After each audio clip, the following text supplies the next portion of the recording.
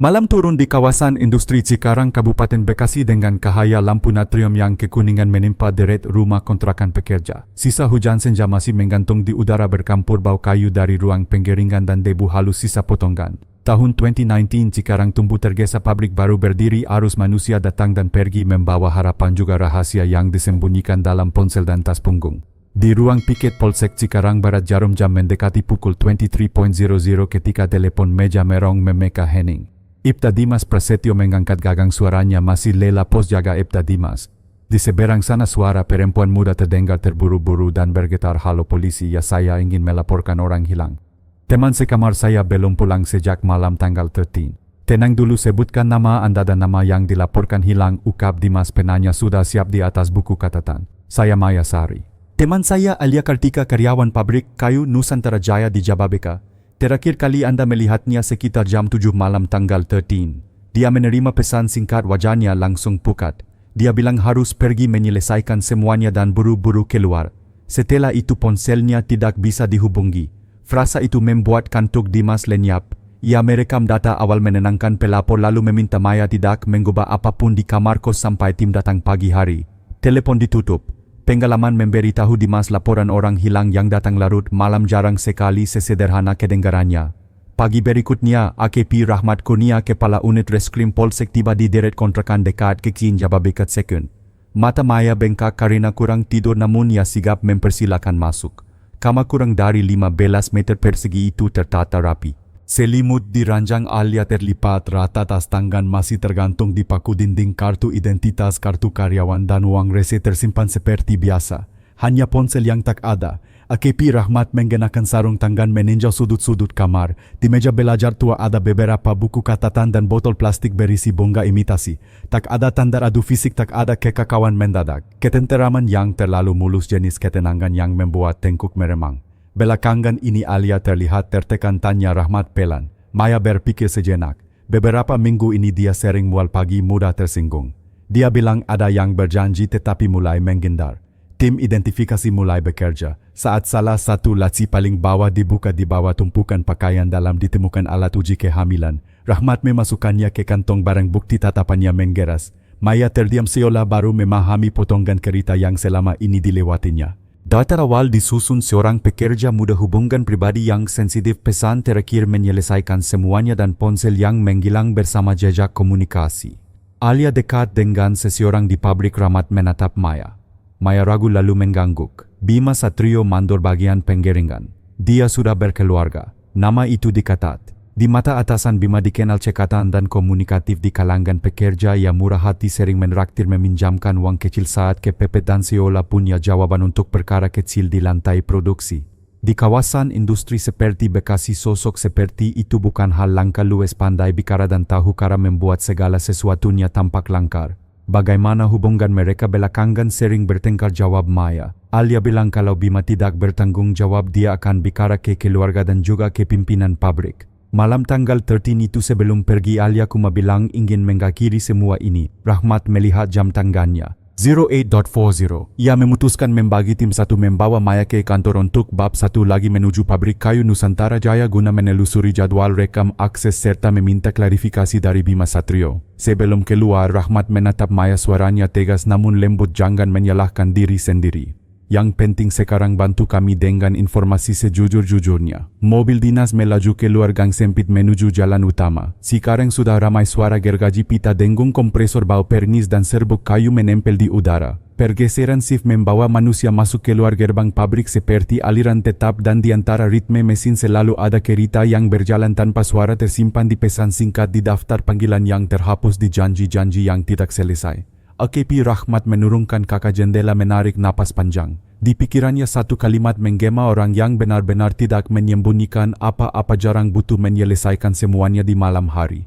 Ia merapatkan map catatan di pangkuan. Pagi ini mereka akan bertemu Bima. Jika ada celah itu akan terlihat entah pada lini masa, entah pada reaksi pertama saat nama Alia Kartika disebutkan. Dan dari pengalaman, reaksi pertama seringkali lebih jujur daripada jawaban panjang apapun. Pagi menjelang siang ketika AKP Rahmat Kurnia dan Ibda Dimas Prasetyo tiba di pabrik kayu Nusantara Jaya kawasan Jababeka, Udara terasa panas dan lembab, suara mesin pemotong bergema dari gudang besar bercampur bau getah dan asap rokok pekerja yang sedang istirahat di pojokan. Satpam di pos depan mengenali Rahmat. "Selamat pagi Pak. Ada yang bisa kami bantu?" Rahmat menunjukkan kartu identitas kepolisian. "Kami dari Polsek Cikarang Barat. Kami ingin bertemu mandor bernama Bima Satrio. Ada hal penting terkait salah satu karyawannya." Satpam tampak gugup tapi mengangguk cepat dan menghubungi bagian administrasi lewat HT. 5 menit kemudian seorang pria berumur 30-an dengan seragam mandor warna biru muncul dari arah gudang. Rambutnya disisir rapi, wajahnya tenang tapi matanya sedikit gelisah.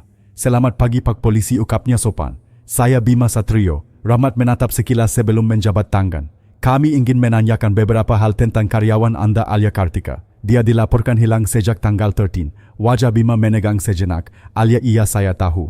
Tapi saya kira dia kuti. Katanya mau pulang ke kampung di Tegal." Rahmat mengkondongkan badan sedikit. "Kapan terakhir Anda melihatnya?" Bima menghela napas berpura-pura berpikir. "Tanggal 13 sore sebelum shift malam. Dia datang ke ruang saya menanyakan soal izin. Saya bilang kalau mau kuti mendadak harus isi formulir dulu. Setelah itu dia pergi." Ibda Dimas mengkatat cepat. "Apakah Anda tahu ada masalah pribadi antara Anda dan Alia?" Bima menatapnya sedikit tersinggung. "Masalah pribadi tidak ada Pak. Kami hanya rekan kerja. Kalau dia punya urusan lain saya tidak tahu." Rahmat menatap langsung ke matanya, senyum tipis. "Begitu ya, tapi beberapa teman sekerja bilang kalian cukup dekat. Ada yang menyebut Anda sering menjemputnya setelah jam kerja." Bima tersenyum kaku. Mungkin mereka salah paham. Saya sering antar jemput beberapa karyawan perempuan kalau kebetulan lewat jalan yang sama. Itu saja." Dimas menyelipkan satu pertanyaan cepat seolah tak sengaja. "Anda sudah menikah betul ya?" "Istri saya tinggal di Karawang bersama anak kami." Rahmat menambahkan dengan nada ringan tapi tajam. "Istri Anda tahu kalau Anda sering menolong karyawan perempuan?" Bima tertawa kecil tapi nadanya datar. "Saya tidak melakukan apa-apa yang salah Pak." Rahmat tidak menanggapi. Ia menatap papan absensi di dinding. Nama Alia masih tertera di bawah tanggal 13 tapi kosong di kolom hari-hari berikutnya. Ia meminta izin untuk memeriksa area kerja Alia. Mereka berjalan ke bagian penggiringan. Udara di dalam panas dan berdebu. Rak-rak penuh papan kayu mentah dan di pojok ruangan meja kerja Alia masih tersisa bekas gelas plastik serta selembar kertas kecil tertindik obeng. Dimas mengambilnya dengan pinset potongan memo bertuliskan singkat jam 7 malam di tempat biasa. "Jangan lupa bawa hasilnya." Rahmat menatap Dimas. "Tempat biasa apa maksudnya?" Bima yang berdiri di belakang cepat berkata, "Saya tidak tahu. Mungkin tempat mereka nongkrong." Rahmat tidak menjawab. Ia hanya menyimpan kertas itu ke dalam plastik bukti. Sebelum meninggalkan ruangannya memperhatikan kamera CCTV yang menggantung di sudut langit-langit.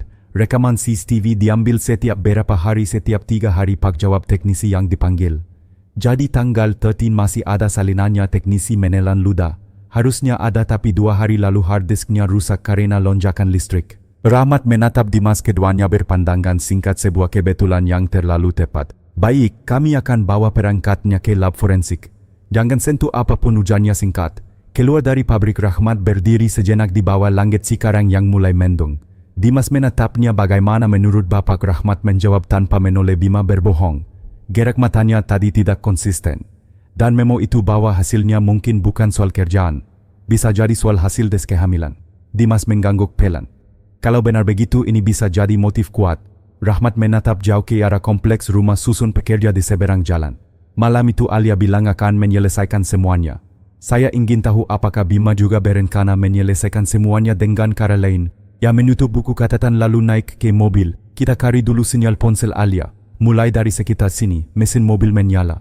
Di kaca spion gerbang pabrik tampak menggekil perlahan, sementara di dalamnya lusinan pekerja terus memotong, mengangkat dan menatap papan kayu seolah tak ada apapun yang terjadi. Tapi Rahmat tahu di tempat seperti ini setiap suara gergaji bisa menenggelamkan jeritan yang tidak sempat terdengar. Langit Cikarang berwarna kelabu saat AKP Rahmat Kurnia dan Ibda Dimas Prasetyo tiba di unit Siber Polres Bekasi. Di ruangan penuh layar monitor dan kabel bersilang, seorang teknisi muda menyambut mereka dengan secangkir kopi yang masih menggepul. "Nomor yang harus kami lakak ini milik Alia Kartika," jelas Dimas sambil menyerahkan formulir pelakakan. "Nomor terakhir aktif tanggal 13 sekitar pukul 19.15. Teknisi mulai menggetik cepat. Di layar utama peta digital wilayah Bekasi terbuka. Beberapa detik kemudian muncul titik merah kecil berkilat di bagian timur kota dekat jalur Sungai Kalimalang, perbatasan antara Cikarang dan Karawang. "Ini sinyal terakhir sebelum ponsel mati total," ujar teknisi. "Sinyal berhenti di sekitar jembatan kecil Jalan Raya Kalimalang KM48. Tidak ada aktivitas lagi setelahnya. Rahmat menyipitkan mata. Tempat yang sepi di malam hari. Banyak truk lewat tapi tak banyak orang jalan kaki. Dimas mengangguk. Mungkin dia bertemu seseorang di sana. Menjelang sore tim forensik bergerak ke lokasi. Langit mendung menahan hujan dan angin dari arah sungai membawa bau besi karatan bercampur lumpur. Di bawah jembatan air berwarna coklat tua mengalir lambat dikelilingi semak liar dan tumpukan sampah plastik. Petugas menyisir tepian sungai dengan tongkat besi. Setelah beberapa menit salah satu anggota menemukan kain kecil berwarna biru muda tersangkut di akar pohon. Dimas memunggutnya dengan hati-hati potongan dari gaun kerja seperti yang digambarkan Maya kemarin. Tak jauh dari situ seorang petugas lain memanggil "Pak, ada sesuatu di sini." Rahmat dan Dimas berlari mendekat. Dari bawah tumpukan batu dan ranting terlihat ponsel rusak, layarnya peka, casingnya penuh lumpur. Dimas membungkusnya dalam kantong bukti, segel dan bawa ke lab. Coba ekstrak datanya, perintah Rahmat. Siap, Pak. Rahmat berdiri di tepi sungai menatap arus air yang kusam.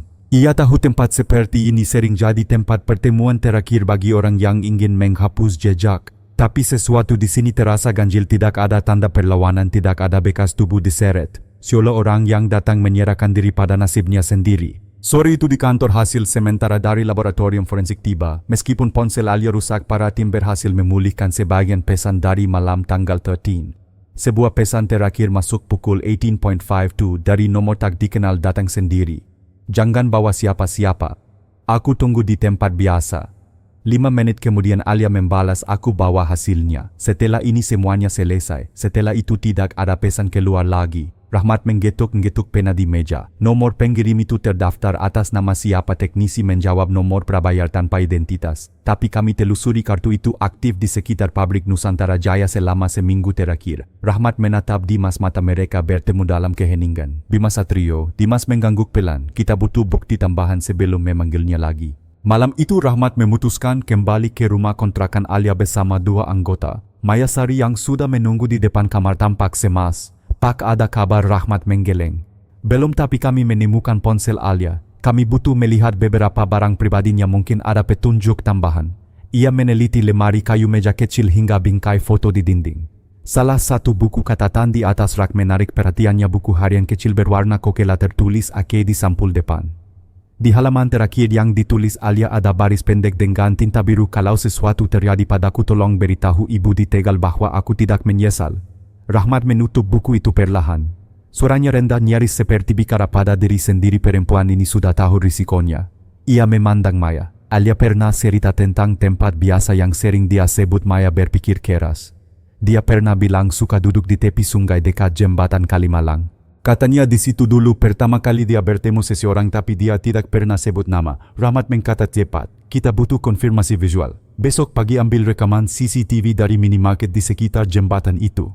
Siapa tahu kamera luar masih merekam sesuatu tanggal 13 malam. Dimas menutup map berkas. Kalau benar Bima yang mengirim pesan itu, dia tak akan tenang lama-lama. Rahmat berdiri menatap keluar jendela. Hujan mulai turun pelan di atas atap seng kontrakan, menimbulkan bunyi seperti jarum jatuh di besi tua. Di luar lampu-lampu jalan memantulkan warna kuning pucat samar seperti kenangan yang perlahan memudar. Tidak ada yang benar-benar hilang di dunia ini, ujar Rahmat pelan. Hanya butuh waktu untuk mengungkul kembali entah kebenaran atau mayat. Ia menatap jam tangannya, 21.37. Besok pagi kita tangkap Bima. Pagi berikutnya hujan tipis masih mengguyur Cikarang.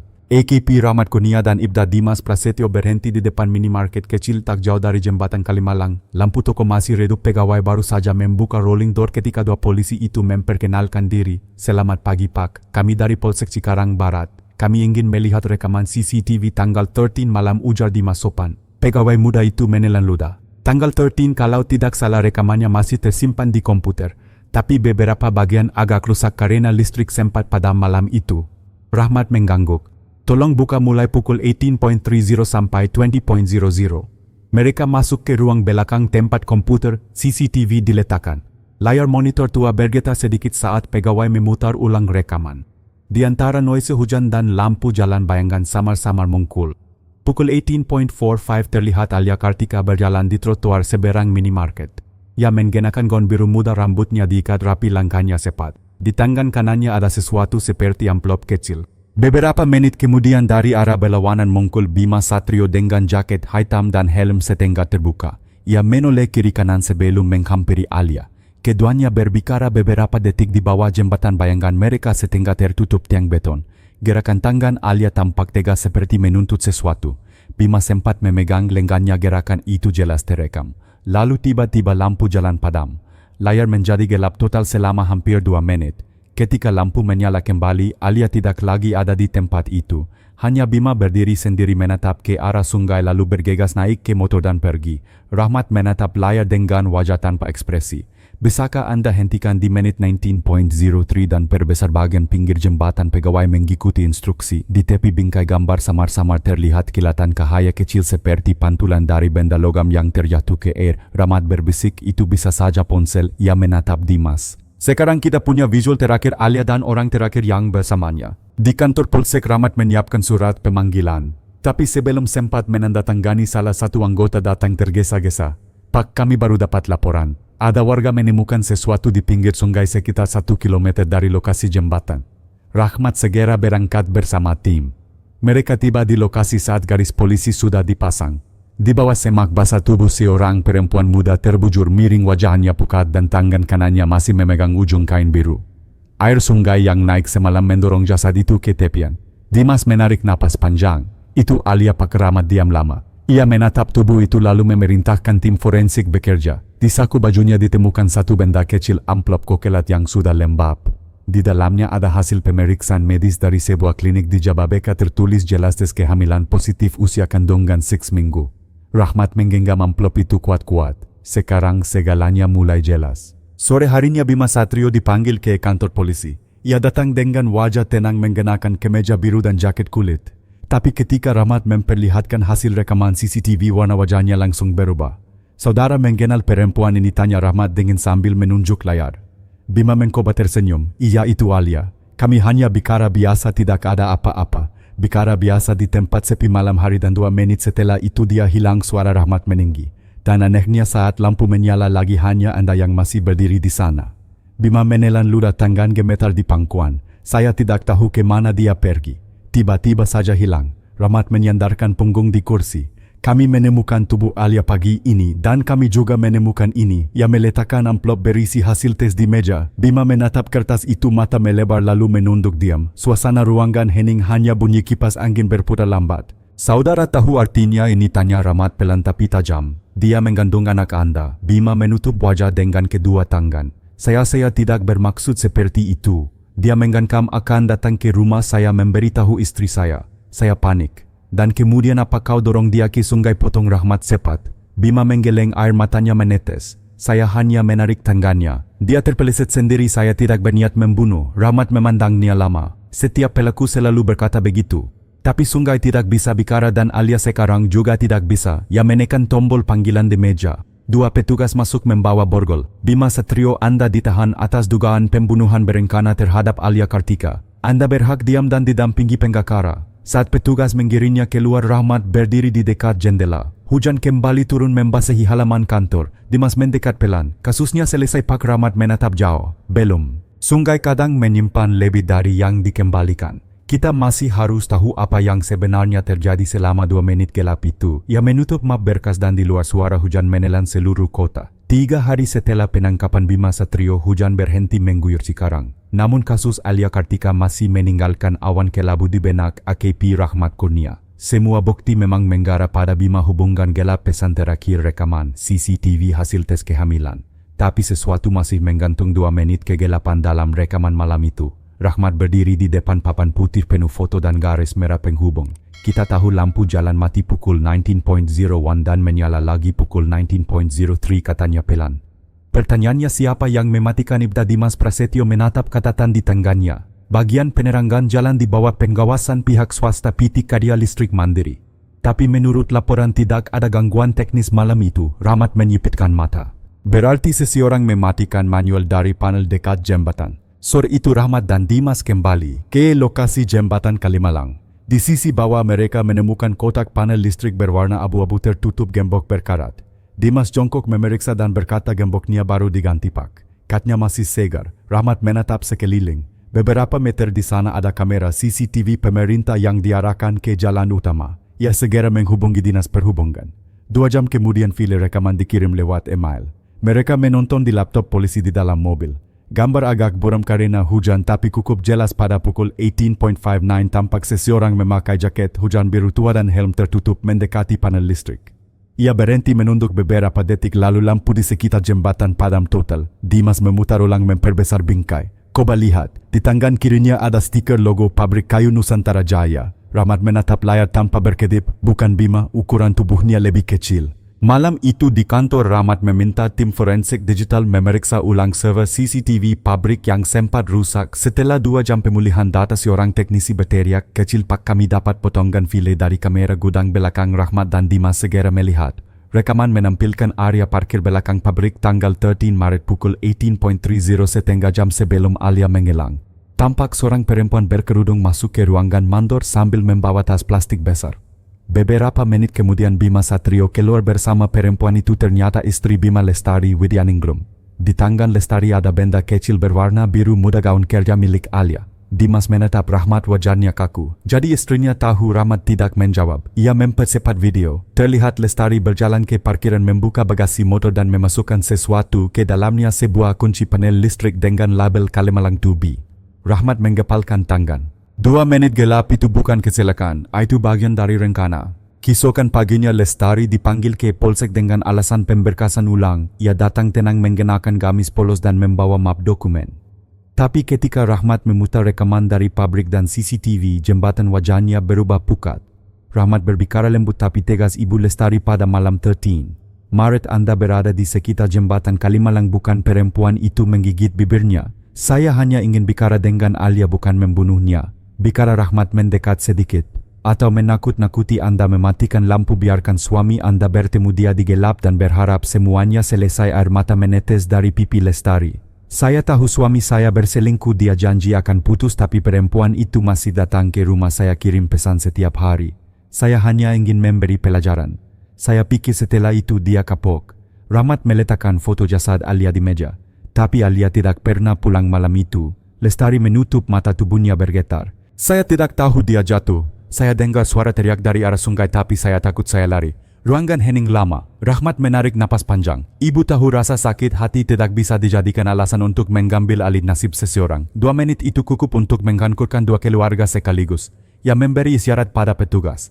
Tahan Ibu Lestari sebagai saksi utama dan revisi pasal terhadap Bima ini pembunuhan karena kelalaian bersama. Malam menjelang, di ruang kerjanya Rahmat menatap papan kasus yang kini dipenuhi tanda centang merah. Dimas datang membawa 2 gelas kopi. Kasusnya berakhir. Pak Rahmat menatap keluar jendela tempat lampu-lampu jalan berkilat di air hujan yang tersisa. Berakhir untuk berkasnya mungkin, tapi tidak untuk hati orang-orang yang tersisa. Ia menyesap kopi lalu berkata pelan dalam 2 menit gelap manusia bisa kehilangan segalanya, akal, kasih dan bahkan nyawa. Tapi cahaya yang pada malam itu bukan dari lampu melainkan dari hati mereka sendiri. Dimas menunduk diam. Di luar sungai Kalimalang mengalir tenang seolah berusaha menelan seluruh rahasia yang dititipkan kepadanya. Dan Rahmat tahu sungai memang tidak pernah lupa. Ia hanya menunggu saat yang tepat untuk mengembalikan kebenaran ke permukaan. 2 hari setelah penahanan Lestari Widyaningrum, berita tentang kasus Alia Kartika menyebar cepat di media nasional. Judul-judul sensasional menghiasi laman berita daring. Cinta terlarang di pabrik kayu, perempuan muda tewas di Kalimalang, suami istri terjerat kasus pembunuhan berantai. 2 menit di ruang kerja Polsek Cikarang Barat. AKP Rahmat Kurnia menatap layar televisi dengan wajah datar. Setiap kalimat dari penyiar terdengar seperti luka baru bukan hanya bagi keluarga korban tetapi juga bagi tim penyidik yang berjuang menjaga kebenaran tetap jernih. Media selalu menambah bumbu gumamnya pelan. Ibda Dimas Prasetyo yang baru masuk membawa map hasil autopsi mengangguk setuju. Mereka suka cerita yang dramatis bukan yang akurat. Rahmat menerima map itu dan membukanya. Di dalamnya laporan lengkap dari dokter forensik RSUD Cikarang waktu kematian antara pukul 19.0 to 19.05 selisih 2 menit dari saat lampu padam. Tidak ada luka tusuk atau benturan berat di kepala. Korban meninggal karena tenggelam akibat kehilangan kesadaran mendadak. Ditemukan zat bios dosis ringan di sistem pencernan. Rahmat menggerutkan alis. Zat bios dari mana asalnya? Dimas menjawab cepat. Dokter menduga dari minuman. Mungkin diberikan sebelum pertemuan. Rahmat menatap ke arah jendela. Berarti seseorang sudah merencanakan agar Alia lemah saat sampai di jembatan. Tidak hanya soal emosi, ini perencanaan dingin. Sore itu Rahmat memutuskan mengunjungi Ibu Rini, ibu Alia yang baru tiba dari Tegal setelah menerima kabar kematian anaknya. Rumah kontrakan kecil tempat jenazah Alia disemayamkan dipenuhi bongga dan tetangga yang berdoa pelan. Perempuan parubaya itu duduk di pojok ruangan menatap bingkai foto putrinya tanpa suara. Ketika Rahmat memperkenalkan diri, ia hanya mengangguk lemah. "Saya minta maaf," kata Rahmat pelan. "Kami berusaha semaksimal mungkin." Ibu Rini menarik napas panjang. "Alia anak baik, Pak. Dia hanya terlalu percaya pada orang. Dia selalu bilang ingin punya keluarga kecil dan berhenti bekerja setelah menikah. Tapi sekarang, suaranya peka yang kembali padaku hanya tubuhnya." Rahmat menunduk hormat. "Saya berjanji semua yang terlibat akan mempertanggungjawabkan perbuatannya." Sebelum ia pergi, Ibu Rini menggelorkan sebuah amplop dari tasnya. "Ini dikirim ke rumah 2 hari sebelum Alia menghilang. Saya baru buka semalam." Rahmat membuka amplop itu. Di dalamnya ada selembar surat tulisan tangan.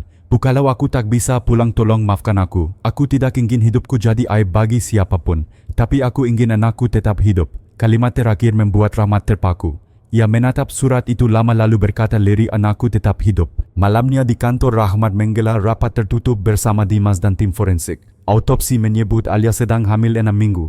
Tapi catatan medis tambahan menunjukkan tidak ada tanda keguguran saat ditemukan, kata Dimas. "Berarti janin masih ada." Rahmat menggetuk meja pelan.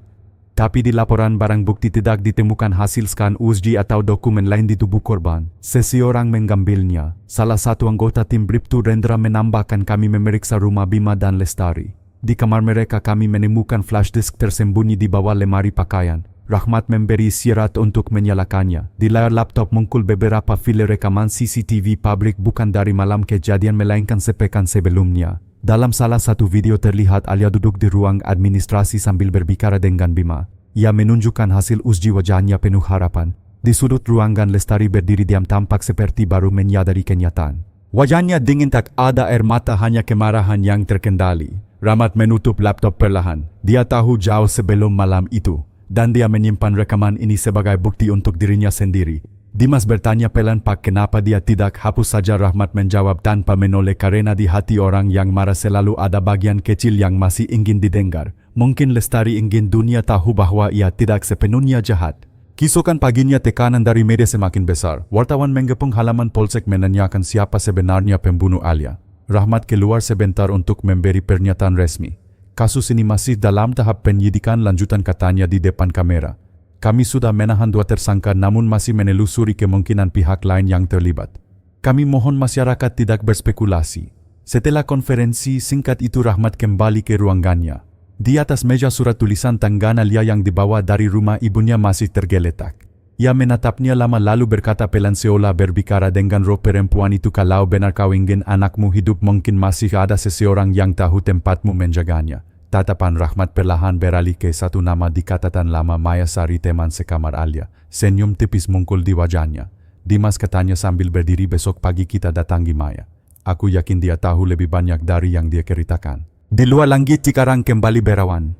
Sungai Kalimalang menggalir tenang, tapi anginnya membawa sesuatu yang tak tenang, seakan ada rahasia lain yang siap muncul dari dasar air. Pagi itu Akibi, Rahmat, Kurnia dan Ibda Dimas Prasetyo kembali ke kontrakan kecil tempat Alia Kartika dulu tinggal bersama Maya Sari. Udara Cikarang lembab dan berat, kabut tipis masih menggantung di atas atap seng.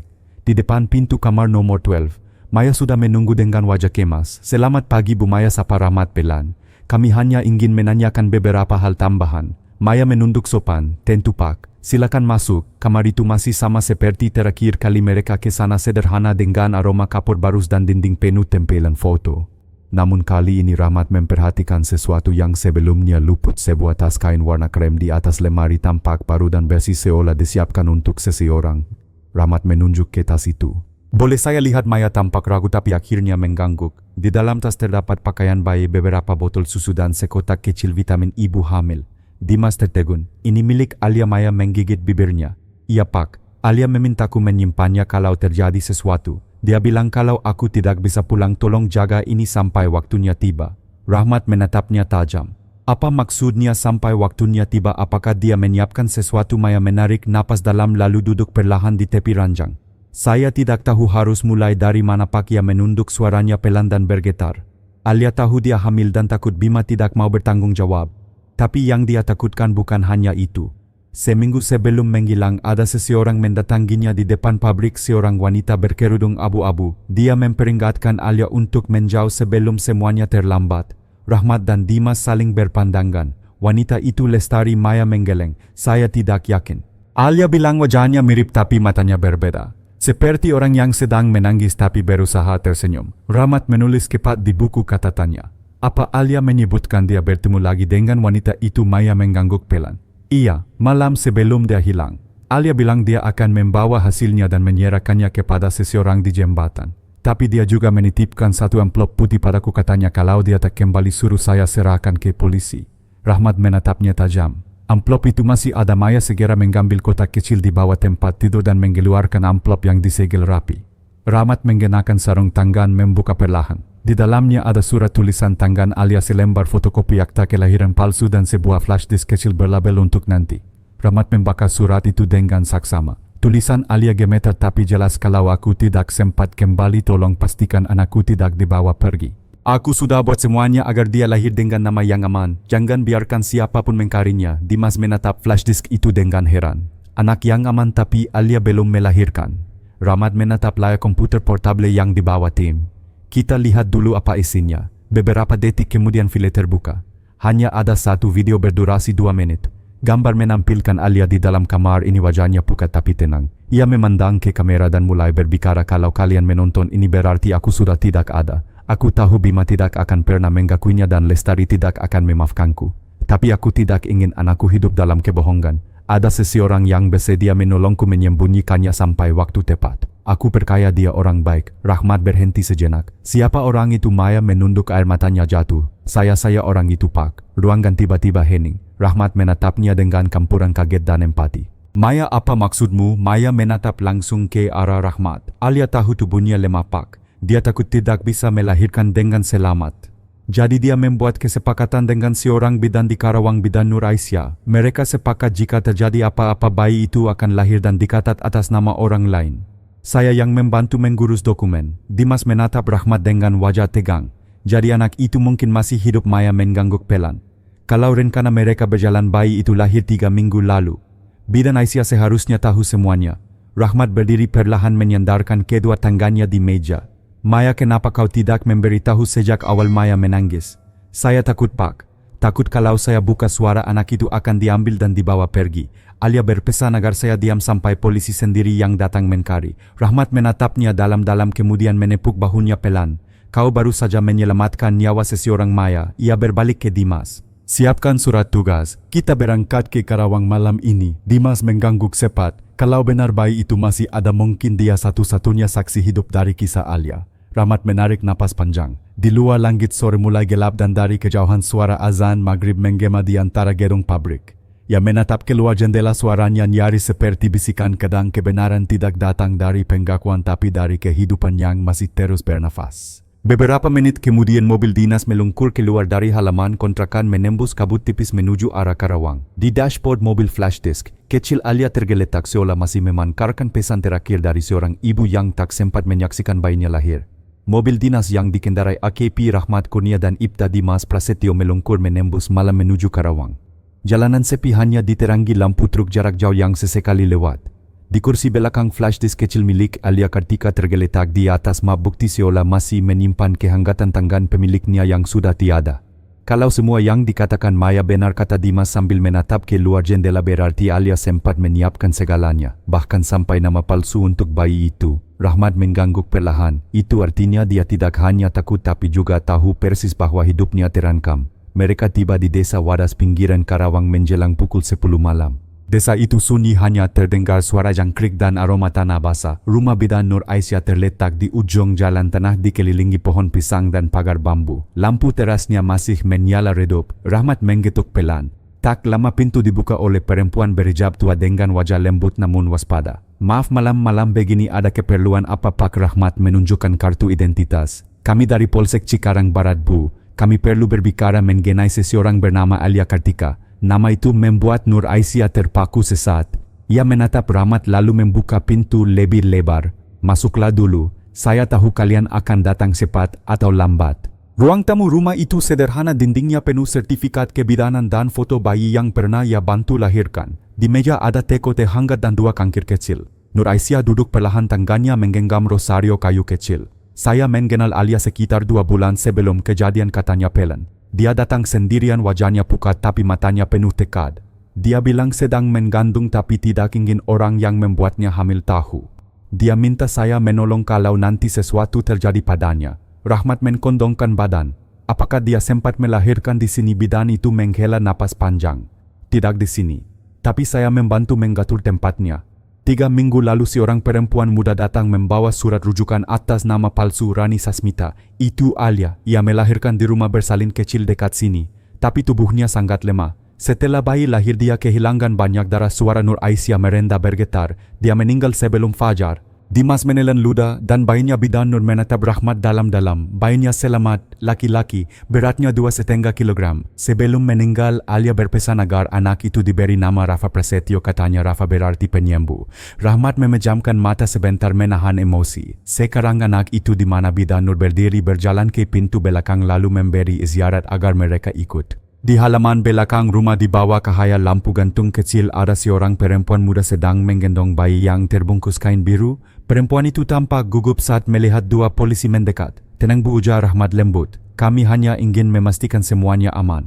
Bidan Nur memperkenalkan. Ini Siti Aminah, sepupu saya. Dialah yang merawat Rafa sejak lahir. Anak itu tak punya siapa-siapa lagi. Rahmat mendekat perlahan. Bayi kecil itu tertidur tenang, napasnya lembut, bibirnya munggil. Di dadanya sebuah kalung kecil tergantung, kalung perak dengan huruf inisial AK. Rahmat merasakan dadanya menghangat aneh. Alia sempat memakaikannya. Bidan Nur mengangguk. Dia memberikannya sebelum napas terakhir. Katanya tolong jangan lepaskan kalung ini sampai dia dewasa. Dimas menatap Rahmat lalu berbisik, kalau keluarga Alia tahu mereka pasti ingin mengambil bayi ini. Rahmat menjawab lirih, belum tentu mereka bisa melindunginya. Anak ini adalah saksi hidup dari kisah yang terlalu berbahaya. Bidan Nur menatap keduanya dengan mata berkakak-kakak. Saya mohon Pak, kalau anak ini dibawa ke kota dia tidak akan punya tempat. Di sini dia aman. Saya dan keluarga akan menjaganya. Rahmat terdiam lama. Ia tahu tugasnya menegakkan hukum, tapi di depan mata ada kehidupan kecil yang tidak bersalah, hasil dari cinta yang salah arah tapi tetap suci di matanya. Akhirnya ia berkata pelan, kami akan laporkan kelahirannya secara resmi atas nama Rani Sasmita seperti yang tertulis di surat rujukan. Jangan sebut nama Alia ke siapapun sampai proses hukum selesai. Bidan Nur menunduk haru. Terima kasih Pak. Saya berjanji akan menjaganya seperti anak sendiri. Dalam perjalanan pulang mobil mereka melaju perlahan melewati sawah basah yang berkilau di bawah sinar bulan. Dimas bersandar di kursi masih terdiam. Pak, tadi waktu lihat bayi itu rasanya seperti semua penderitaan Alia berubah jadi ketenangan.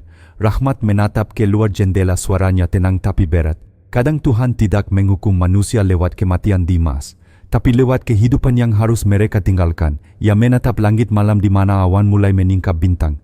Anak itu adalah kebenaran yang tidak bisa dibunuh. Dimas menatap rekannya penuh hormat. Apa kita akan menuliskannya di laporan? Pak. Rahmat tersenyum samar. Tidak semuanya harus tertulis di berkas Dimas. Beberapa kebenaran lebih baik disimpan di hati. Malam semakin larut. Mobil polisi terus melaju ke arah Cikarang meninggalkan rumah tepi sawah di Karawang tempat seorang bayi kecil bernama Rafa Prasetyo mulai menatap dunia tanpa tahu bahwa hidupnya sudah menjadi bagian dari sebuah kisah panjang tentang cinta, kesalahan dan pengampunan. 2 hari setelah kembali dari Karawang, AKP Rahmat Kurnia tidak bisa tidur. Bayangan wajah bayi Rafa Prasetyo terus muncul setiap kali ia memejamkan mata, wajah munggil yang tenang seolah tak tahu bahwa hidupnya dimulai dari tragedi. Di meja kerjanya tumpukan berkas kasus Alia Kartika menunggu tanda tangan terakhir untuk dilimpahkan ke kejaksaan. Semua bukti lengkap, semua nama sudah tercatat. Tapi Rahmat tahu ada satu kebenaran yang tidak tertulis dimanapun keberadaan Rafa. Ia menatap lembar berita yang baru dikirim lewat surel polisi diduga menyembunyikan bukti dalam kasus Kalimalang.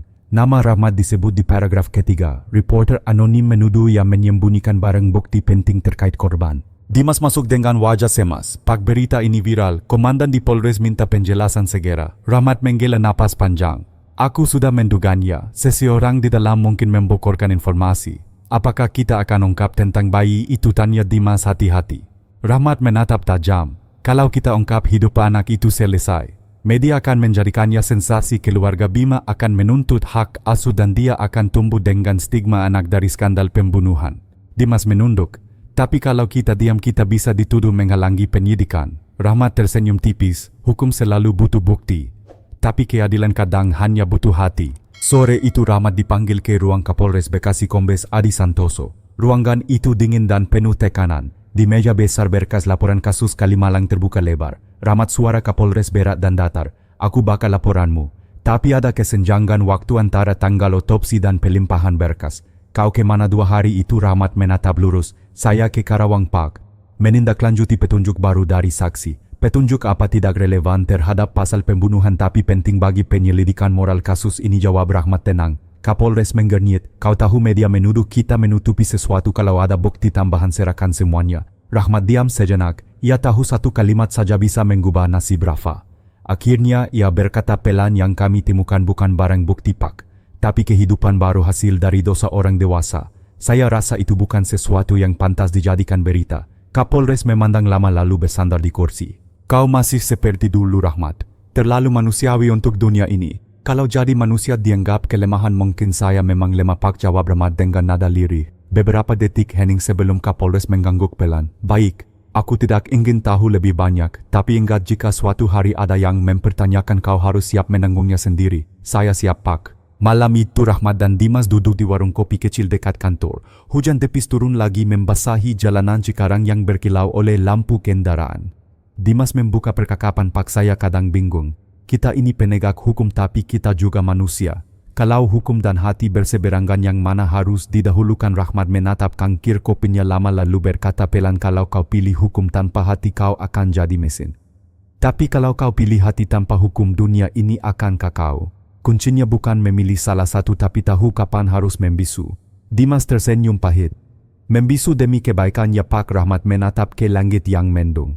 Demi mereka yang tak bisa membela diri. Keesokan paginya surat dari kejaksaan tiba. Kasus Alia Kartika resmi dinyatakan lengkap P21. Bima Satrio dan Lestari Widyaningrum akan segera disidangkan. Di lembar terakhir laporan, Rahmat menulis satu catatan kecil di luar format resmi. Motif utama cemburu, rasa bersalah dan ketakutan. Korban meninggalkan satu kehidupan baru. Tidak disarankan untuk dipublikasikan demi keselamatan. Dimas membaca catatan itu pelan. Bapak yakin tidak mau memasukkan data bayi ke sistem? Rahmat menggeleng. Kalau hukum benar-benar adil, anak itu akan dilindungi tanpa perlu disebut. Tapi hukum belum sampai ke situ, jadi biar Tuhan yang menuliskannya. Ia menutup berkas lalu berdiri di depan jendela. Dari sana terlihat sungai Kalimalang mengalir tenang seolah telah menghapus semua jejak darah dan air mata. Namun di hatinya Rahmat tahu sungai itu tidak benar-benar melupakan, ia hanya menyimpan seperti dirinya. Beberapa minggu kemudian di Karawang, bidan Nur Aisyah berdiri di halaman rumahnya sambil menggendong bayi kecil yang mulai tertawa. Ia menatap langit senja lalu berbisik, Rafa, ibumu sudah tenang. Dan kau akan tumbuh tanpa tahu betapa keras dunia dulu melawanmu. Di tempat lain di Cikarang, Rahmat duduk di ruangannya menatap foto Alia yang terpajang di map bukti. Ia mematikan lampu membiarkan ruangan hanya diterangi sinar senja. Selamat beristirahat Alia, bisiknya. Anakmu aman. Ia menutup map itu menyandarkan kepala dan untuk pertama kalinya setelah berminggu-minggu ia tersenyum. Senyum kecil seorang polisi yang tahu bahwa keadilan sejati kadang tidak terkata dalam undang-undang tapi dalam pilihan diam yang penuh kasih. Hari sidang pertama kasus Alia Kartika digelar di Pengadilan Negeri Bekasi. Dari pagi buta halaman pengadilan sudah dipenuhi wartawan, kamera dan warga yang penasaran. Kasus ini telah menjadi sorotan nasional. Kisah cinta terlarang, cemburu dan kematian di bawah jembatan Kalimalang kini berubah menjadi tontonan publik. AKP Rahmat Kurnia duduk di kursi saksi kepolisian mengenakan seragam lengkap. Di hadapannya Bima Satrio dan Lestari Widyaningrum duduk berdampingan dengan pengacara mereka. Bima tampak pucat, rambutnya berantakan sementara Lestari berusaha menahan tangis di balik kerudung hitam. Hakim ketua membuka sidang dengan suara tegas. Sidang perkara nomor 314/2020 dimulai. Terdakwa Bima Satrio dan Lestari Widyaningrum didakwa melakukan pembunuhan berencana terhadap korban Alia Kartika. Jaksa silakan bacakan dakwaan. Jaksa berdiri membacakan pasal demi pasal. Kata-katanya tajam seperti pisau memotong udara yang berat di ruang sidang. Ketika rekaman CCTV dari malam kejadian diputar seluruh ruangan hening, di layar besar momen gelap 2 menit itu kembali muncul. Bayangkan Bima memegang tangan Alia lalu lampu padam 2 menit kemudian Alia menghilang. Suara bisik-bisik memenuhi ruangan. Wartawan sibuk mencatat. Rahmat menatap layar tanpa berkedip meski ia sudah menontonnya berkali-kali. Tapi kali ini ia memperhatikan sesuatu yang tak ia sadari sebelumnya. Bayangan ketiga di sisi kiri bingkai. Bayangan kecil bergerak cepat di dekat semak sebelum lampu padam. Rahmat mencatat diam-diam di buku sakunya. Setelah jaksa selesai giliran Rahmat dipanggil memberikan kesaksian. Ia maju memberi hormat pada hakim lalu duduk di kursi saksi. Hakim bertanya saudara saksi apakah benar saudara yang memimpin penyidikan kasus ini benar yang mulia. Dan apakah saudara menemukan bukti keterlibatan terdakwa secara langsung? Rahmat menjawab, tenang, kami menemukan bukti kuat bahwa pertemuan antara korban dan terdakwa terjadi di lokasi kejadian serta perbuatan terdakwa menyebabkan kematian korban. Namun kami juga menemukan indikasi bahwa ada pihak lain di sekitar lokasi pada waktu bersamaan. Ruang sidang langsung riuh. Hakim mengetuk palu 3 kali. Ketertiban tolong jaksa menatap Rahmat tajam. Saudara saksi, apakah Anda bermaksud mengatakan ada pelaku lain? Rahmat menjawab, hati-hati, saya belum bisa memastikan, tapi berdasarkan rekaman CCTV yang baru diperiksa ulang pagi ini ada bayangan seseorang yang bukan termasuk dalam daftar saksi atau terdakwa. Pengacara pembela langsung berdiri. Yang mulia, ini temuan baru, kami meminta pemeriksaan ulang terhadap bukti video. Hakim berdiskusi sebentar dengan majelis lalu memutuskan permintaan diterima. Polisi diminta menyerahkan salinan video tersebut kepada pengadilan untuk analisis forensik tambahan. Rahmat mengangguk dan menyerahkan flash disk hasil salinan ke panitera. Ia tahu keputusan ini akan memperpanjang proses, tapi hatinya berkata kebenaran belum lengkap. Setelah sidang ditunda sementara, Rahmat keluar dari ruang pengadilan dan berdiri di koridor belakang. Udara panas Bekasi terasa menyesakan. Dimas menghampiri dengan wajah khawatir. Pak, kalau temuan itu benar berarti siapa yang ada di bayangan itu jangan-jangan orang dalam pabrik? Rahmat menatap jauh ke parkiran yang penuh mobil media. Bisa jadi. Atau seseorang yang lebih ingin kasus ini tetap tampak sederhana. Tiba-tiba ponsel Rahmat bergetar.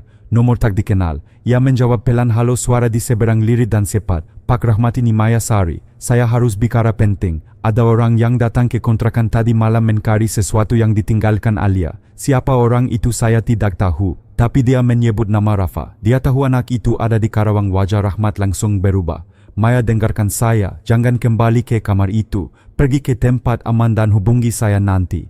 Ia menutup telepon, napasnya memburu. Dimas memandangnya curiga. Ada apa, Pak? Rahmat menjawab singkat, rahasia yang kita sembunyikan sudah bocor. Sore itu Rahmat memaku mobil menuju Karawang. Di jalan tol pikirannya berputar cepat. Bagaimana bisa seseorang tahu tentang Rafa? Ia hanya memberi tahu 2 orang, Dimas dan Bidan Nur.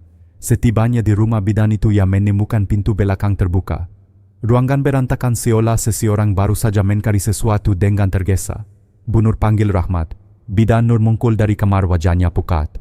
Pak, mereka datang. 2 orang laki-laki bilang dari media. Tapi saya tahu mereka bukan wartawan. Mereka tanya tentang bayi itu. Saya bilang saya tidak tahu. Rahmat menatapnya serius. Di mana Rafa sekarang? Bidan itu menatap ke arah kamar. Di dalam Siti Amina memeluk bayi kecil itu erat bergetar ketakutan. Rahmat menarik napas berat. Mulai hari ini anak ini dibawa perlindungan hukum. Saya akan urus surat resminya malam ini juga. Tapi kita harus pindahkan kalian dari sini. Bidan Nur menatapnya dengan mata berkaca-kaca. Pak, apakah semua ini akan berakhir? Rahmat menjawab lirih, tidak, Bu. Kebenaran tidak pernah benar-benar berakhir. Ia hanya berpindah tangan dari yang mati kepada yang hidup. Malam turun cepat. Dari kejauhan suara sirene polisi lain mendekat mengawal mobil Rahmat keluar dari desa. Di kursi belakang Siti menggendong Rafa yang mulai terlelap. Dimas menatap bayi itu lewat kakak spion lalu berbisik, Pak, bayangan di rekaman itu jangan-jangan orang yang datang semalam? Rahmat menatap jalan lurus ke depan. Mungkin. Dan kalau benar berarti kasus ini jauh lebih dalam dari yang kita kira. Ia menatap lampu jalan yang memanjang ke kejauhan. Dalam hatinya ia tahu sidang baru saja membuka luka lama, tapi di baliknya ada pintu baru menuju rahasia yang lebih gelap. Sungai Kalimalang mungkin sudah diam, tapi arus kebenaran baru saja bergerak lagi. Pagi di Cikarang terasa berbeda. Udara lembab membawa aroma debu dan bensin, namun bagi AKP Rahmat Kurnia semua terasa seperti tanda akan badai baru.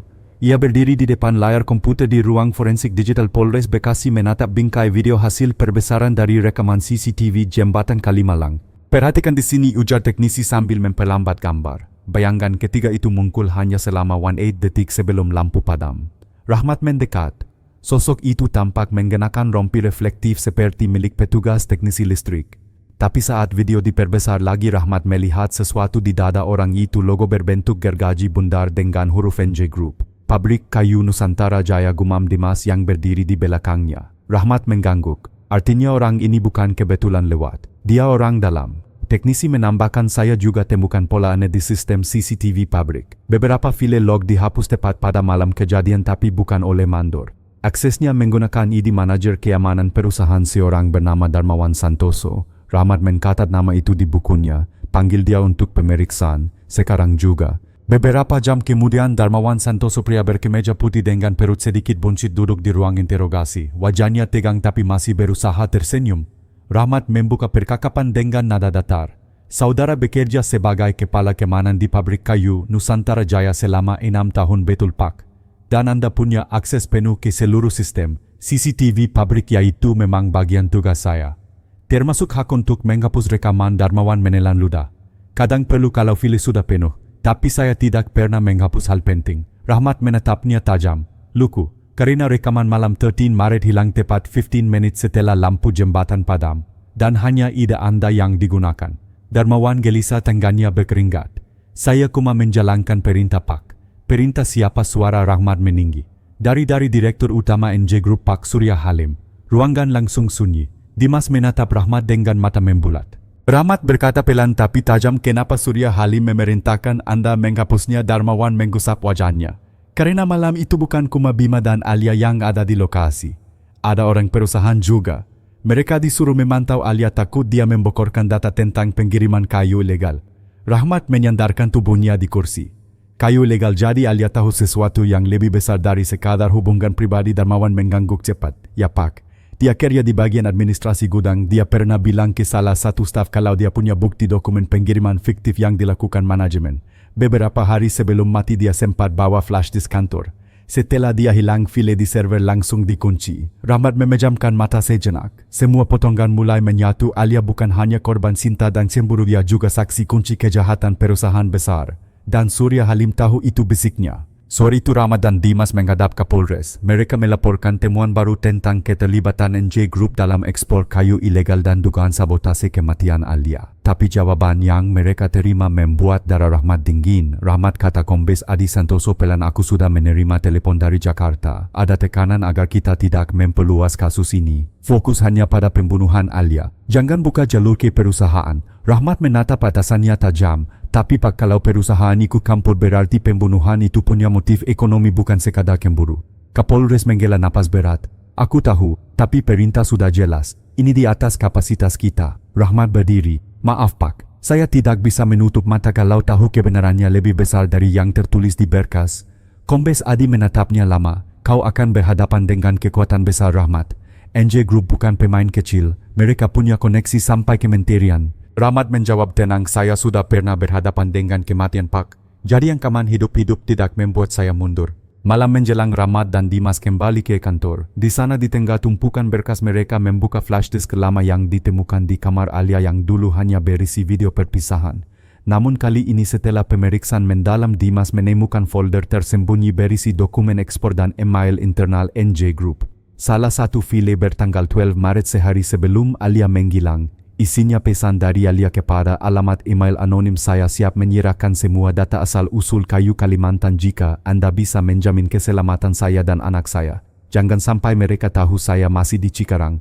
Rahmat menatap layar dengan perasaan campur aduk. Jadi benar dia berencana melapor, tapi orang yang dijanjikan melindunginya tidak pernah datang.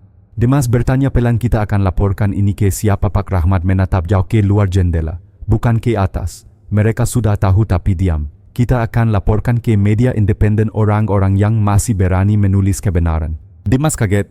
Itu berisiko Pak, kita bisa dipindahkan bahkan dipecat. Rahmat tersenyum tipis. Kebenaran selalu punya harga Dimas, tapi aku tidak mau harga itu dibayar oleh orang mati lagi. Beberapa jam kemudian Rahmat duduk sendirian di ruangannya. Ia menatap foto Alia dan bayi Rafa di layar komputer. Lalu ia menulis satu kalimat di jurnal pribadinya, Alia tidak mati karena cinta. Ia mati karena kejujuran. Di luar hujan mulai turun pelan menggetuk kaca jendela seperti detak waktu yang sabar. Rahmat menatap ke kegelapan dan berbisik, kau pikir mereka bisa menutup semuanya? Alia, tidak. Aku akan pastikan dunia tahu siapa yang menyalakan kegelapan malam itu. Lampu ruangan padam perlahan tapi di matanya api kebenaran baru saja menyala. Malam turun perlahan di Cikarang, namun bagi AKP Rahmat Kurnia waktu terasa berlari. Ia duduk di depan meja kerjanya yang berantakan oleh kertas dan flash disk. Di luar jendela hujan mengguyur aspal menimbulkan suara ritmis yang menenangkan, tapi pikirannya sama sekali tidak tenang. File yang ditemukan di flash disk Alia kini telah dibuka seluruhnya. Di dalamnya terdapat dokumen kontrak pengiriman kayu ilegal, foto tanda tangan digital dan salinan bukti transfer dari rekening perusahaan bayangan yang terdaftar atas nama PT Alam Hijau Logistik. Semua mengarah ke satu nama di Pungkak Surya Halim, Direktur Utama NJ Group. Dimas masuk dengan wajah tegang. Pak, saya sudah cek ulang. Perusahaan bayangan itu memang terdaftar di Singapura, tapi uangnya masuk ke rekening pribadi Surya. Kalau kita laporkan, dia tidak hanya kena pasal korupsi tapi juga perdagangan ilegal lintas negara. Rahmat menatapnya lela, dan itu artinya mereka tidak akan diam. Pukul 22.30, Rahmat menghubungi seorang jurnalis senior yang dia percaya, Rendra Wijaya dari media independen Suara Harian. Rendra, aku punya sesuatu yang besar, tapi bukan untuk ditulis sekarang. Aku butuh jaminan dulu. Suara di seberang terdengar, hati-hati. Kau tahu resikonya, Mat. Orang seperti Surya Halim tidak bermain sendirian. Ada pejabat, ada polisi juga. Rahmat tersenyum tipis. Aku sudah lama kerja di institusi ini, Ren. Aku tahu mana teman dan mana bayangan. Mereka sepakat bertemu di kafe kecil di daerah Lipo Cikarang besok pagi untuk menyerahkan salinan data. Namun malam itu juga bahaya datang lebih cepat. Saat Rahmat hendak pulang, ia melihat mobil hitam tanpa plat polisi berhenti tak jauh dari rumah dinasnya. Dua pria bersetelan gelap duduk di dalamnya berpura-pura membaca koran meski hujan deras. Naluri polisi membuat Rahmat segera mematikan lampu rumah dan menutup gorden. Ia mengambil pistol dari lasi, memeriksa pelurunya. Jadi permainan sudah dimulai, gumamnya pelan. Sekitar tengah malam ponselnya berdering. Nomor tak dikenal. Ia mengangkat. Suara pria berat terdengar di seberang. Pak Rahmat, ada hal yang sebaiknya Anda lupakan. Demi keselamatan semua orang, termasuk bayi di Karawang. Rahmat membeku. Kalian sudah tahu tentang Rafa, anak itu bukan urusan Anda lagi. Kembalikan semua berkas. Kami akan anggap ini tidak pernah terjadi. Rahmat menatap gelap di luar jendela lalu menjawab dingin, kalau kalian pikir bisa menakutiku dengan ancaman, kalian belum tahu berapa banyak orang yang sudah saya kubur dalam laporan resmi. Telepon terputus. Ia memegang gagang ponsel lebih erat, rahangnya menggeras. Kau salah orang untuk ditakut-takuti, Surya. Pagi berikutnya Rahmat tiba di kafe tempat ia janjian dengan Rendra. Hujan baru saja reda, udara masih berembun. Ia duduk di pojok menunggu, 5 menit, 10 menit, 20. Tapi Rendra tak muncul. Dimas yang menemaninya berkata pelan, Pak, mungkin dia dihalangi. Atau jangan lanjutkan, potong Rahmat cepat. Ia membuka ponselnya. Tidak ada pesan. Tapi di layar berita muncul notifikasi baru, jurnalis investigasi ditemukan meninggal akibat kecelakaan tunggal di Tol Karawang Timur. Cangkir kopi di tangan Rahmat hampir jatuh. Dimas menatapnya kaget. Rendra, Rahmat mengangguk pelan. Kecelakaan yang terlalu tepat waktunya. Ia berdiri menggenggam flash disk erat. Mereka pikir dengan membunuh orang kebenaran ikut mati. Mereka salah. Sore harinya Rahmat pergi ke rumah bidan Nur Aisyah di Karawang tanpa pengawalan resmi. Ia harus memastikan Rafa aman. Tapi sesampainya di sana rumah itu sepi. Pintu depan terbuka, kursi terbalik dan ada berkak lumpur di lantai. Bunur, teriaknya. Dari kamar suara bayi menangis keras. Ia berlari ke dalam mendapati Siti Aminah berlutut di sudut ruangan menangis ketakutan. Pak, mereka datang 2 orang. Mereka ambil berkas dan tanya-tanya tentang Ibu Alia. Saya bersembunyi di kamar ini bersama bayi. Rahmat memeriksa sekitar. Tak ada yang hilang kecuali dokumen kelahiran palsu dan surat rujukan rumah bersalin. Ia menatap Siti dengan tenang. Dengar baik-baik. Malam ini kalian tidak boleh tinggal di sini. Aku akan bawa kalian ke tempat aman. Ke mana, Pak? Ke rumah adikku di Bandung. Tidak ada yang tahu keberadaannya. Rafa akan aman di sana. Malam itu Rahmat menyetir sendiri melewati jalan tol Cipularang. Di kursi belakang Siti memeluk bayi kecil itu erat, sementara Dimas menjaga dari kursi penumpang depan. Pak, kalau mereka tahu kita bawa bayi ini, kita bisa dianggap mengkulik. Rahmat menatap jalan dengan mata penuh tekad. Kalau aku harus kehilangan pangkat untuk menyelamatkan satu nyawa, aku rela. Angin malam menerpa kakak jendela. Di langit gelap cahaya petir berkelebat seperti menandai perang yang baru dimulai. Rahmat menggenggam kemudi lebih kuat. Dalam hatinya ia tahu Rendra telah mati tapi datanya masih hidup. Dan selama ia masih bernapas, kebenaran itu akan tetap bergerak. Beberapa jam kemudian mobil berhenti di depan rumah kecil di pinggiran Lembang. Adik Rahmat, Dewi Kurnia, keluar dengan wajah terkejut. Abang, tengah malam begini. Rahmat hanya berkata pendek, Dewi, aku butuh bantuan. Tolong jaga mereka. Jangan tanya apa-apa, cukup percaya padaku. Dewi memandang bayi kecil di pelukan Siti lalu mengangguk. Baik bang, aku jaga dia seperti anakku sendiri. Rahmat menatap bayi itu sekali lagi. Rafa tertidur nyenyak, bibirnya melengkung kecil seolah tersenyum. Tidurlah nak, bisiknya. Suatu hari nanti kau akan tahu kenapa banyak orang rela mati untukmu. Ia berbalik meninggalkan rumah melangkah ke kegelapan dengan tekad yang kini lebih besar dari rasa takut. Sudah 3 hari sejak AKP Rahmat Kurnia menyembunyikan bayi Rafa Prasetyo di Lembang. Ia kembali ke Cikarang dengan wajah lelah tapi tekad yang tak berubah. Di meja kerjanya berita tentang kematian Rendra Wijaya masih memenuhi layar ponsel. Semua media menulis narasi yang sama kecelakaan tunggal. Namun Rahmat tahu tidak ada yang tunggal dalam dunia korupsi. Setiap kematian selalu punya tangan yang tak terlihat. Pak, saya sudah dapat koneksi aman untuk kirim data NJ Group, ujar Ibda Dimas Prasetyo saat masuk ruangan. Seorang jurnalis independen di Yogyakarta bersedia bantu lewat server luar negeri. Nama samaran Aruna. Rahmat menatapnya. Pastikan jalurnya tak bisa dilekak. Kita hanya punya satu kesempatan. Dimas mengangguk. Tapi ada masalah, Pak. Tadi pagi 2 orang dari Divisi Propam datang mencari Bapak. Katanya ada laporan pelanggaran prosedur dan dugaan penghilangan barang bukti. Rahmat tersenyum miris. Mereka akhirnya bergerak. Itu tandanya kita sudah dekat dengan kebenaran. Malam itu Rahmat dan Dimas bertemu di sebuah gudang tua dekat kawasan industri Egypt. Di sana mereka menyiapkan laptop modem satelit kecil dan salinan semua filialnya. Suara hujan menetes dari atap seng menciptakan ritme yang membuat suasana semakin tegang. Upload akan makan waktu sekitar 2 jam, kata Dimas. Setelah terkirim, file akan otomatis terarsip di server luar negeri dan dikirim ke beberapa media internasional. Rahmat menatap layar penuh berkemajuan. Begitu data terkirim, kita tak bisa mundur lagi. Apakah Bapak siap? Rahmat mengangguk. Kebenaran tidak menunggu izin. Namun baru 30 menit proses berjalan, suara mesin mobil terdengar mendekat dari luar. 2 sorotan lampu menembus hujan. Dimas langsung berdiri. Pak, ada orang datang. Rahmat mematikan lampu ruangan memberi isyarat diam. Mereka bersembunyi di balik rak kayu. Pintu gudang didobrak keras. 4 pria bersenjata masuk berpakaian sipil namun dengan gerak disiplin. Salah satu di antara mereka berteriak, "Kami dari satuan khusus, serahkan dokumen itu." Rahmat berbisik pada Dimas, "Simpan flash disk, kadangkan di sepatu. Kalau aku tertangkap kau harus teruskan." "Pak, jangan laksanakan." Dimas tembakan peringatan terdengar. Peluru memantul di dinding logam. Rahmat keluar perlahan dengan kedua tangan terangkat. "Letakkan senjata," teriak salah satu pria. Rahmat menatap mereka tajam. "Kalian tahu siapa yang kalian lindungi? Seorang pembunuh, seorang koruptor." Perintah dari atas. "Jangan ikut campur," balas pria itu dingin. Dalam kekacauan, Dimas diam-diam menyalakan penggalis sinyal kecil yang dibawanya. Lampu gudang padam total membuat ruangan gelap pekat. Dalam gelap hanya terdengar suara hujan dan napas berat. 2 menit kemudian mereka berhasil kabur melalui pintu belakang gudang, berlari menembus hujan ke arah gang sempit di belakang kawasan industri. Mobil dinas mereka sudah hancur ditembak, tapi Dimas masih membawa flash disk cadangan yang dibungkus plastik hitam.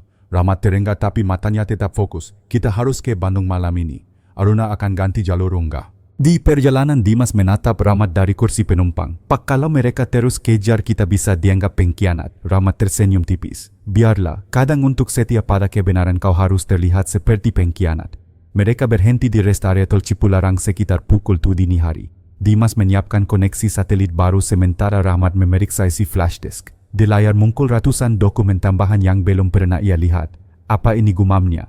Ternyata file terakhir adalah rekaman audio suara perempuan. "Namaku Alia Kartika. Jika kalian mendengar ini berarti aku sudah tidak ada. Aku tidak ingin uang, aku hanya ingin dunia tahu bahwa mereka menebang hutan dan menebas hidup orang-orang jujur. Jika sesuatu terjadi padaku, jangan salahkan Sinta, salahkan ketakutan." Rahmat menutup laptop pelan, matanya memanas. "Alia, kau tidak mati sia-sia." Dimas menatap layar. "Para upload mencapai 100%. Selesai, Pak." File terkirim. Rahmat menghela napas lega. Tapi kelegaan itu hanya bertahan beberapa detik karena dari kejauhan suara sirene mendekat cepat. "Pak, mereka menemukan kita," teriak Dimas. Rahmat segera menyalakan mesin mobil. Pegang kuat-kuat mereka melaju menembus jalan basah. Lampu sirene berwarna biru dan merah menari di kaki spion. Tembakan peringatan kembali terdengar. Rahmat menginjak pedal gas lebih dalam, mobil melungkur di antara kabut dan hujan. "Pak, kalau kita tertangkap," Rahmat menjawab tegas, "asal kebenaran sudah keluar biar tubuhku yang mereka ambil." Pagi menjelang. Di seluruh media internasional muncul berita serentak bocoran data NJ Group, skandal kayu ilegal dan dugaan pembunuhan di Indonesia. Nama Alia Kartika kembali muncul, kali ini bukan sebagai korban aib tapi pahlawan kebenaran. Sementara itu di tol, mobil Rahmat berhenti di tepi jurang. Tangannya gemetar, napasnya berat. Dimas menatapnya khawatir. "Pak, kita berhasil. Dunia tahu." Rahmat tersenyum lemah. "Ya, tapi mereka juga tahu kita masih hidup." Dari kejauhan 2 mobil hitam mendekat cepat. Rahmat menatap langit pagi yang mulai terang. "Kebenaran sudah punya sayap, Dimas. Sekarang waktunya kita menjaga nyawanya. Ia memutar kemudi dan melaju menuruni jalur kecil menuju hutan pinus meninggalkan jalan utama dan semua yang pernah ia miliki. Di radio mobil berita terus bergema suara penyiar menyebut nama Alia dengan hormat. Rahmat menatap kabut yang menelan jalan di depannya dan berbisik pelan, sekarang kau akhirnya bebas Alia. Dan begitu juga aku. Mobil itu terus melaju hilang di antara kabut pagi membawa dua orang yang telah memilih kebenaran meski dunia menuduh mereka gila. 3 minggu setelah kebocoran data, NJ Group mengguncang media dunia Indonesia masih dilanda kehebohan. Berita tentang korupsi, penebangan ilegal dan skandal pembunuhan Alia Kartika menjadi topik utama di semua saluran. Pemerintah pusat membentuk tim gabungan investigasi. Nama Surya Halim dikorek dari daftar pengusaha kehutanan nasional dan ia dinyatakan buron internasional. Namun di balik gemuruh itu dua nama hilang dari radar publik, AKP Rahmat Kurnia dan Ibda Dimas Prasetyo. Mereka menghilang sejak malam terakhir di Tol Cipularang. Polisi internal menyebut mereka melarikan diri dengan membawa dokumen rahasia. Tapi bagi mereka yang tahu kisah sebenarnya, Rahmat dan Dimas bukan pelarian, mereka adalah penjaga kebenaran. Di kaki Gunung Lembang, sebuah rumah kayu sederhana berdiri di antara kabut pagi. Dewi Kurnia, adik Rahmat, sedang menimang bayi kecil yang mulai belajar menggenggam jari. Bayi itu Rafa Prasetyo kini berusia 2 bulan. Ia tumbuh sehat, tenang dengan senyum yang mengingatkan semua orang pada ibunya Alia. Dewi menatap langit yang masih berkabut. Abang, entah kau di mana, tapi anak ini akan tumbuh dalam damai seperti janjimu. Di meja ruang tamu ada amplop yang datang tanpa nama pengirim. Di dalamnya selembar foto Rahmat dan Dimas berdiri di sebuah dermaga kecil memandang laut luas. Di balik foto tulisan tangan sederhana, jangan khawatir, kami masih hidup, kebenaran sudah menemukan jalannya. Dewi menggenggam foto itu dengan air mata berlinang. Sementara itu di Jakarta, Komisi Pemberantasan Korupsi merilis laporan resmi. Dari hasil investigasi ditemukan bukti kuat keterlibatan NJ Group dalam penyelundupan kayu ke luar negeri dan suap lintas kementerian. Sejumlah pejabat tinggi ditahan dan kasus Alia dijadikan contoh bagaimana keberanian satu orang bisa mengguncang sistem yang korup. Di konferensi pers, seorang jurnalis bertanya apakah benar sumber utama bocoran data berasal dari kepolisian. Kepala KPK menjawab dengan senyum samar, kami tidak mengomentari identitas pelapor. Tapi izinkan saya mengatakan satu hal, tanpa orang yang berani melawan ketakutan, keadilan tidak akan pernah lahir. Kalimat itu menggema di layar televisi dan di suatu tempat jauh dari keramaian. Rahmat mendengarnya dari radio tua di warung pinggir jalan. Ia duduk diam mengenakan topi kusam dan jaket sederhana, wajahnya mulai beruban. Dimas duduk di seberang menyeruput kopi hangat. Pak, akhirnya mereka buka suara juga, kata Dimas pelan. Rahmat mengangguk, tapi jangan senang dulu. Dunia hanya menyorot sebentar lalu lupa. Kalau begitu apa yang akan kita lakukan sekarang? Rahmat menatap gunung di kejauhan. Menunggu sampai semua aman. Lalu aku akan kembali, bukan sebagai polisi tapi sebagai ayah bagi anak yang tidak sempat mengenal ibunya. Sore itu angin gunung membawa bau tanah basah dan suara kikau burung. Rahmat menulis di buku catatannya sesuatu yang selama ini ia simpan untuk dirinya sendiri. Alia, aku tahu kau tidak meminta menjadi pahlawan. Kau hanya ingin hidup sederhana, mencintai dan dicintai. Tapi dunia tidak memberi ruang bagi orang jujur. Kau mati bukan karena dosa, melainkan karena kejujuranmu terlalu terang untuk tempat yang gelap. Hari ini aku menjaga anakmu seperti anakku sendiri. Dan aku berjanji suatu hari nanti dia akan tahu ibunya tidak mati karena takut tapi karena berani. Ia menutup buku itu menatap matahari senja yang perlahan tenggelam di balik perbukitan. Cahaya oranye memantul di wajahnya membuat garis-garis lela di pipinya tampak seperti ukiran kehidupan. Dimas, katanya pelan, kalau suatu hari aku tidak kembali, pastikan Rafa tahu namanya berasal dari kata penyembuh. Karena lewat dia dunia yang busuk ini mulai disembuhkan. Dimas hanya mengangguk menatap langit yang mulai gelap. Pak, Bapak sadarkan kalau semua yang kita lakukan mungkin tidak akan pernah tercatat dalam sejarah. Rahmat tersenyum. Sejarah ditulis oleh orang yang selamat. Kebenaran ditulis oleh mereka yang berani hilang. Mereka berdua terdiam lama. Hanya suara serangga malam yang mengisi udara diiringi bau kopi dan api unggun kecil yang menyala pelan. Kisah Alia Kartika, Rahmat Kurnia dan Rafa Prasetyo bukan sekadar cerita kriminal tapi cermin kehidupan nyata, tempat kebenaran meski terkubur dalam gelap selalu mencari jalan untuk bersinar. Dari Alia kita belajar bahwa keberanian bukan berarti tanpa rasa takut, melainkan berani mengatakan kebenaran meski harus membayar dengan nyawa. Dari Rahmat kita mengerti bahwa menjadi orang jujur kadang berarti harus berjalan sendirian disalahpahami namun tetap teguh demi keadilan dan nurani. Dan dari bayi Rafa kita diingatkan bahwa setiap hal kecil yang baik layak dilindungi, bahkan seserka cahaya kecil pun mampu menembus malam yang panjang. Pelajaran hidup, jangan pernah diam terhadap kesalahan. Sekecil apapun tindakanmu, satu kejujuran, satu keberanian bisa menjadi api kecil yang menjaga keadilan tetap hidup. Hiduplah dengan hati karena hukum mungkin bisa buta tapi hati nurani tak pernah kehilangan arah. Jika kamu percaya bahwa orang yang berkata jujur tak pernah benar-benar sendiri, mari bersama kami menyebarkan kisah-kisah kemanusiaan seperti ini. Langganan kanal ini, aktifkan lonceng notifikasi dan bagikan video ini agar lebih banyak orang mengingat kebenaran bisa disembunyikan tapi tidak bisa dimatikan. Subscribe sekarang karena setiap klikmu adalah langkah kecil untuk menjaga cahaya kebenaran agar tak pernah padam.